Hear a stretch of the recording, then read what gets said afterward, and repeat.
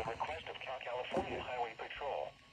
An Amber Alert is being issued by the California Highway Patrol on behalf of the Inglewood Police Department.